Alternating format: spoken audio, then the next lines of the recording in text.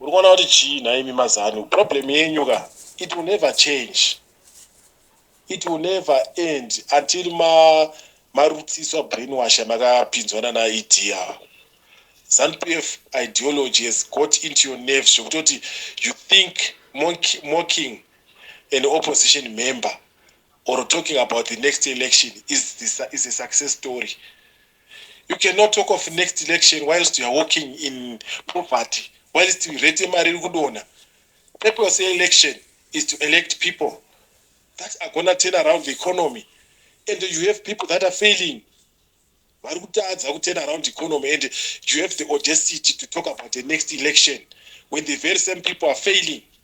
Hey, uri baba uri mumba, right now you are seated, probably it's weekend, you are not working, you are seated on a sofa and waiting for breakfast. Is it all that you can ever think of as a father? Where is the future of your kids? Right now you're getting 96% unemployment rate. Right now you're paying school fees for your kids. Do you ever even imagine kuti vana ava vachashanda kupi? And don't ever deceive yourself funga kuti hanzi ye vachazvishandire. It doesn't exist, that thing, that whatever ideology amune muchinyeberwa yaya. Ukawana nyika yekuti munhu wese is trying to sell something, just know that country is falling down. It's down. Enda kuna naAmerica, nyika dzese dzakabudirira, 90% of the people or 80% or 60% they got work, and vanhu vanoenda kubasa ivavo ndo vanoconsumer the things that are being sold nevanenge vasarudza kuita business. You are not supposed to do business out of desperation, kuti baba ndopedzera nguva kutengesa airtime.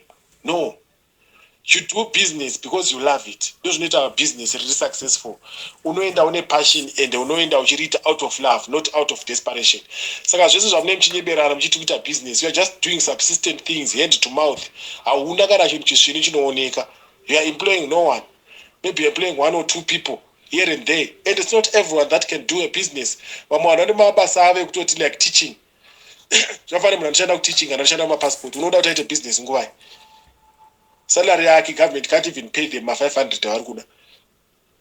Anoinvesta in which business achiwara 100 and something US. You have to think about all those people. Amufunge nezvavo. All you think is mocking CCC every day, day in, day out. Don't divorce yourself from common sense just because you love ZANU-PF. 2023, 2018, achingopera election of 2023, 2018. You are being told of 2023.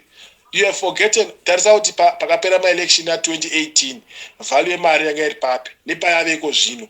And iwo kana wakagara uchifunga kuti it is doing well, then something is wrong in your mind. ZANU has been in power for 42 years.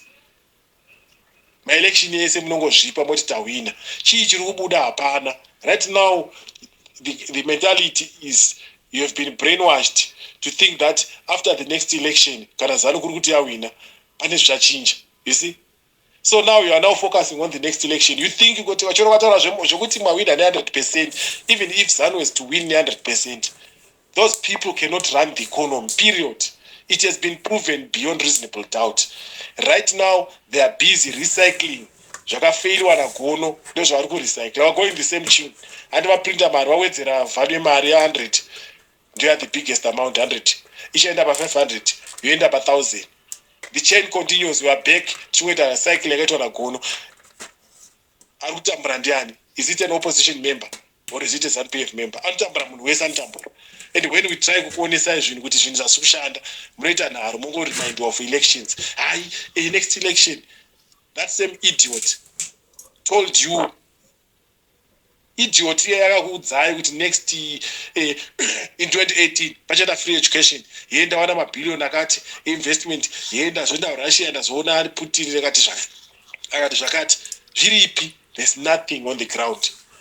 You can say all propaganda, you can support all propaganda, you can capture ZBC, Herald, Chronicle, whatever. You can attack all social media. You can put your agents in social media kuti mutaure all propaganda, but the exchange rate will expose you. Simple and straightforward. You cannot declare or you cannot control the exchange rate with propaganda. Never.